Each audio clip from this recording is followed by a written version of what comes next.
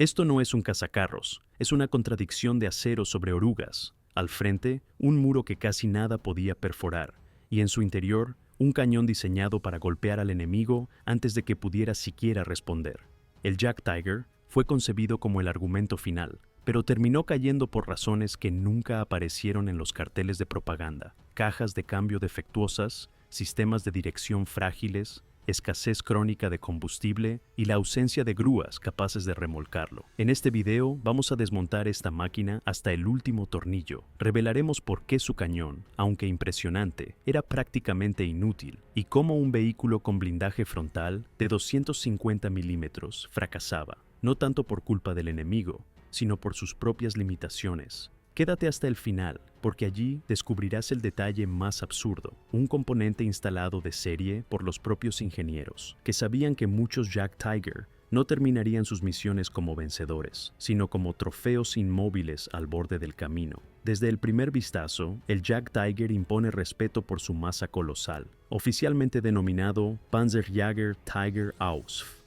B fue construido sobre el chasis del pesado Königstiger, que ya representaba el límite de la ambición técnica.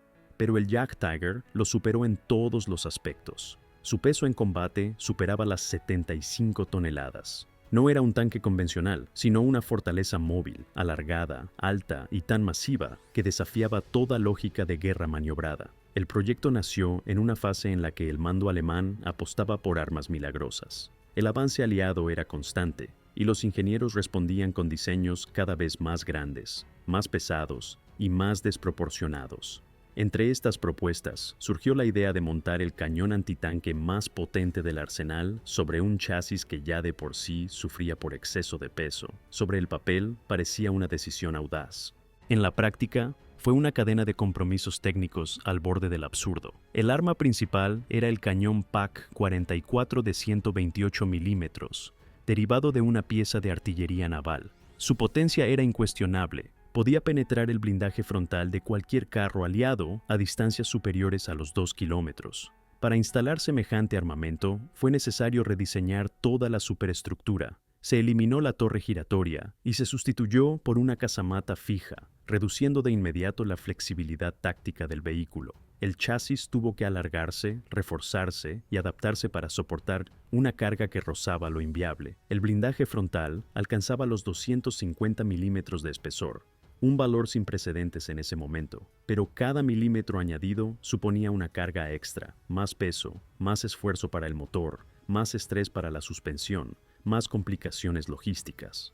Todo esto en un momento en que la industria alemana ya operaba bajo bombardeos, escasez y caos. El primer prototipo fue presentado a Hitler en octubre de 1943. Era una maqueta a tamaño real, diseñada para impresionar visualmente, y lo logró. La orden de producción se dio casi de inmediato, a pesar de que el desarrollo no estaba finalizado. La documentación técnica era incompleta y la línea de montaje ni siquiera existía. Lo que siguió fue improvisación industrial disfrazada de urgencia militar. La situación empeoró por la existencia de dos variantes de suspensión, una diseñada por Porsche y otra por Henschel. Esto provocó que los componentes no fueran intercambiables y que cada unidad tuviera pequeñas diferencias que complicaban aún más el mantenimiento. Mientras los aliados apostaban por la estandarización, Alemania fabricaba cazacarros casi como piezas únicas, hechas a mano en medio del colapso. La producción se centralizó en la fábrica de Nibelungenwerke, en St. Valentin, Austria. Este centro fue constantemente afectado por bombardeos, interrupciones en el suministro y fallos en la cadena logística. Fabricar un coloso como el Jagdtiger en ese entorno no era solo complicado, era directamente temerario. Y así nació el Jagdtiger, una máquina pensada para dominar el campo de batalla, pero que ya desde su concepción luchaba contra sus propios límites. Antes de disparar una sola vez, ya era rehén de su propio diseño, de la falta de piezas y del colapso de la infraestructura que debía sostenerlo. El cañón que montaba el Jagdtiger podría haber sido una leyenda por sí solo en otro contexto. Se trataba del PaK-44 de 128 milímetros, una adaptación directa de un cañón naval, el SK-C-42. Originalmente diseñado para atacar blancos a larga distancia en el mar, fue transformado en un arma terrestre de altísimo poder destructivo. Su potencia balística era tal que podía perforar prácticamente cualquier blindaje aliado desde más de 2 kilómetros de distancia. Sobre el papel, era la solución definitiva a todas las amenazas acorazadas. En la práctica, era una pesadilla técnica. El primer obstáculo era físico. El tubo medía más de 8 metros y pesaba cerca de 5 toneladas. El retroceso generado era tan brutal que requería un montaje extremadamente rígido, lo que obligó a instalar el cañón en una casamata fija. Esto eliminaba toda posibilidad de giro rápido. El ángulo de movimiento horizontal era de apenas unos 12 grados. Si el objetivo se desplazaba fuera de ese pequeño margen, era necesario girar todo el vehículo. En combate, esto convertía cada ajuste de puntería en una maniobra torpe y lenta de decenas de toneladas. La cadencia de fuego también era dramáticamente baja. El proyectil pesaba cerca de 30 kilogramos y debía cargarse por separado, junto con la carga propulsora. Cada disparo requería una coordinación perfecta entre los miembros de la tripulación. En condiciones reales, más de 3 disparos por minuto ya era una hazaña. En un enfrentamiento dinámico, este nivel de lentitud podía transformar la potencia de fuego en una debilidad crítica. Además, el espacio interno limitado y el tamaño de los proyectiles restringían la capacidad de almacenamiento de munición a unos 50 disparos. Esto implicaba una autonomía de fuego reducida y una fuerte dependencia del reabastecimiento.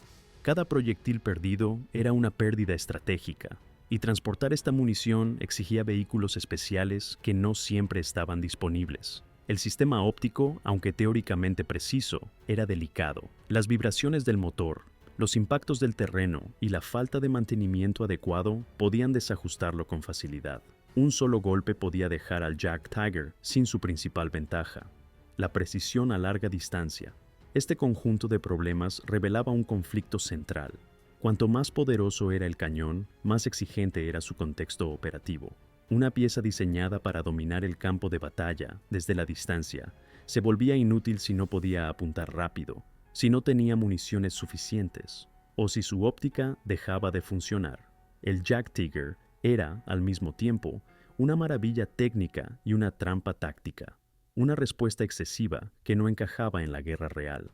Una promesa de superioridad que no resistía la presión del terreno, del tiempo ni del enemigo. Hay vehículos que se juzgan por su armamento, otros por su blindaje, pero el Jack Tiger requería una categoría aparte, aquella en la que cada característica técnica se convierte simultáneamente en su mayor debilidad. En cuanto salía del plano de diseño y se enfrentaba a la realidad del terreno, cada kilogramo adicional se volvía un obstáculo. Su masa no era solo un dato técnico, era una amenaza constante para el motor, la transmisión y la suspensión. El Jack Tiger no era un tanque pesado más. Era una fortaleza rodante que, en muchos sentidos, luchaba principalmente contra sí misma. El motor encargado de mover este gigante era el Maybach HL 230, un 12 cilindros originalmente instalado en vehículos mucho más ligeros. En el Jack Tiger simplemente no daba abasto. La relación entre potencia y peso era tan baja que la palabra movilidad perdía sentido. La velocidad máxima en carretera apenas alcanzaba los 36 kilómetros por hora, y en campo abierto era incluso menor. El consumo de combustible era desproporcionado, algo inasumible para una Alemania que ya no podía garantizar suministros básicos. La autonomía, por tanto, era extremadamente limitada. En condiciones ideales se podían recorrer poco más de 100 kilómetros por carretera y mucho menos en terreno accidentado. Pero el problema no era solo la distancia. Cada metro recorrido aumentaba la posibilidad de una avería, sobrecalentamientos, rotura de la transmisión, fallos en la suspensión o incluso fracturas en la estructura. El Jack Tiger era una bestia armada, pero durante el traslado se comportaba como un camión sobrecargado al borde del colapso. Y las carreteras no ayudaban. Muchos puentes no soportaban su peso. Numerosos caminos eran demasiado estrechos, blandos o deteriorados. Incluso cuando se encontraba una ruta viable, la suspensión sufría con cada irregularidad. El sistema de ruedas superpuestas, con barras de torsión, buscaba distribuir el peso, pero en la práctica acumulaba barro, se congelaba o dificultaba las reparaciones. La versión con suspensión Porsche, más simple y accesible, se probó, pero solo se usó en unos pocos ejemplares. El mantenimiento era una tortura. Cualquier intervención mecánica requería mucho más tiempo que en otros tanques. Las tripulaciones carecían de piezas de repuesto, herramientas y tiempo.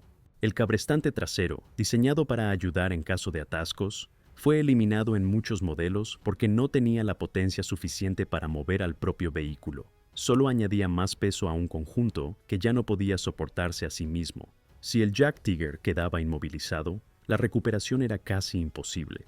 No había medios para remolcarlo. En teoría se necesitaban al menos 2 tanques de recuperación especialmente adaptados, que rara vez estaban disponibles. En la práctica, una avería significaba el abandono, no destruido por el enemigo, sino dejado atrás por pura imposibilidad técnica. Los propios fabricantes sabían lo que esto implicaba. Por eso, cada unidad estaba equipada con cargas explosivas integradas, colocadas cerca del motor y del cierre del cañón. Su propósito era claro: permitir la destrucción del vehículo por parte de su propia tripulación si no podía ser recuperado. Esta función venía de fábrica, como una confesión silenciosa de que el fracaso estaba previsto desde el inicio. Mientras tanto, la producción seguía siendo caótica. Los bombardeos interrumpían las fábricas, el transporte colapsaba, los componentes no llegaban o lo hacían con semanas de retraso. Había meses en que se fabricaban unas pocas unidades, otros en los que no se producía ninguna.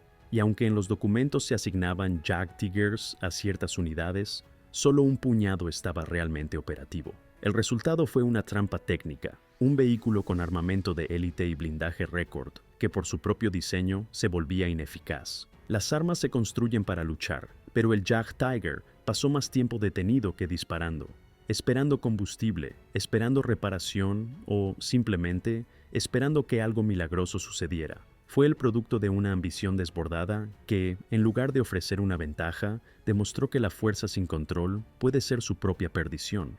El Jack Tiger fue oficialmente incorporado al ejército en diciembre de 1944. Desde ese momento, el proyecto dejó los planos y las fábricas para enfrentarse al campo de batalla real. La primera unidad en recibir estos vehículos fue el Batallón Pesado de Cazacarros número 653, y pronto quedó claro que la teoría y la práctica iban por caminos muy distintos. El simple traslado de los Jack Tiger al frente ya representaba un reto logístico monumental. Los puentes no estaban diseñados para soportar más de 75 toneladas. Las vías férreas requerían refuerzos, y muchas carreteras literalmente se desmoronaban bajo su peso. Antes incluso de entrar en combate, las tripulaciones tuvieron que pasar por una formación intensa. Conducir un Jack Tiger exigía una precisión extrema. La caja de cambios era delicada, el motor estaba sobrecargado, y cualquier error podía convertir el vehículo en un bloque inmóvil. No era un tanque convencional, sino una máquina temperamentosa que exigía cuidados como si se tratara de un instrumento quirúrgico de varias toneladas. Cuando la unidad fue enviada a las Ardenas, los problemas se agravaron. La infraestructura estaba arrasada por los bombardeos, las líneas férreas interrumpidas, y muchos puentes simplemente ya no existían.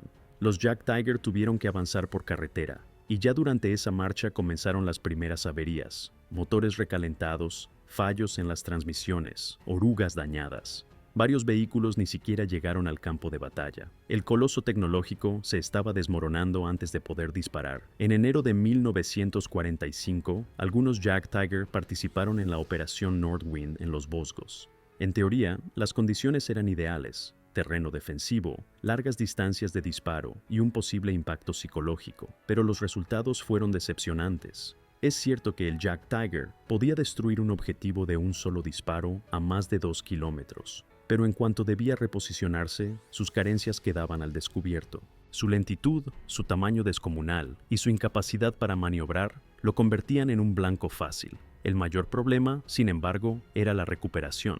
Si un Jack Tiger quedaba atascado o dañado, no había forma práctica de remolcarlo. En teoría se requerían al menos 2 vehículos especiales de recuperación, que rara vez estaban disponibles. En la práctica, cuando el Jack Tiger se detenía, simplemente se abandonaba, no destruido por el enemigo, sino por pura incapacidad de moverlo. En marzo, el mismo patrón se repitió. Aunque algunas unidades estaban equipadas con varios Jack Tiger, En condiciones reales, solo 2 o 3 estaban operativos al mismo tiempo. Los demás esperaban reparaciones, combustible o piezas. Y mientras tanto, el dominio absoluto de la aviación aliada complicaba todo aún más. El Jack Tiger era alto, torpe y perfectamente visible desde el aire. Muchos fueron destruidos antes siquiera de entrar en combate. La segunda unidad en recibir el Jack Tiger, el batallón número 512, lo hizo en febrero. Eran soldados veteranos, preparados para sacar el máximo provecho de la máquina. Y en efecto, cuando fueron desplegados cerca de Remagen en marzo de 1945, lograron algunos impactos a larga distancia. Pero de nuevo, cada movimiento era un riesgo, cada ataque una apuesta, y si se necesitaba retroceder, los vehículos quedaban atrapados por su propio peso. Todo se reducía a una contradicción constante. En los documentos técnicos, el Jack Tiger parecía imbatible. En el terreno, su peso, su fragilidad y su torpeza lo hacían ineficaz. En lugar de aportar ventaja, se convirtió en una carga más, demasiado costosa y demasiado compleja para un ejército que se estaba desmoronando. En abril de 1945, la situación era ya irreversible. La unidad más conocida equipada con Jack Tiger, el batallón pesado de cazacarros número 512, fue desplegada en la región de Sauerland y la ciudad de Iserlohn. Y fue allí donde la historia de esta máquina alcanzó su punto más absurdo. El avance aliado era imparable, los suministros inexistentes y las rutas completamente colapsadas. Las tripulaciones comprendieron rápidamente que la superioridad técnica de su vehículo ya no servía para nada.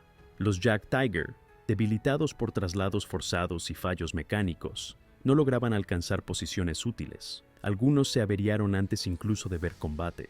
Otros tuvieron que ser abandonados por no poder maniobrar en curvas cerradas o cruzar puentes colapsados. En las etapas finales del conflicto, lo que importaba no era el calibre del cañón, sino la gasolina, el estado del motor y el simple hecho de que hubiera un camino transitable. Y cuanto más evidente se volvía la realidad, más claro quedaba que el Jack Tiger ya no era un arma, sino un estorbo. El día 15 de abril de 1945, la unidad se rindió. Existen fotografías, una fila de Jack Tiger inmóviles, bajo custodia de soldados estadounidenses. Máquinas que fueron diseñadas para infundir temor terminaban quietas, sin resistencia, con los motores apagados y los cañones apuntando a la nada. No hubo batalla final, ni defensa heroica, solo máquinas agotadas que ya no tenían nada que ofrecer. Esa imagen contiene una ironía silenciosa. El Jack Tiger, pensado como arma definitiva, no fue derrotado por disparos enemigos, sino por sus propios números. Cada tornillo, cada engranaje, cada proyectil hablaba de una fe ciega en una tecnología que no podía sobrevivir a las condiciones para las que había sido creada. No fue un error táctico, fue una lección estratégica. La guerra no es un campo para juguetes gigantescos que ignoran la logística, la velocidad y la sencillez. El Jack Tiger era demasiado pesado, demasiado lento, demasiado frágil.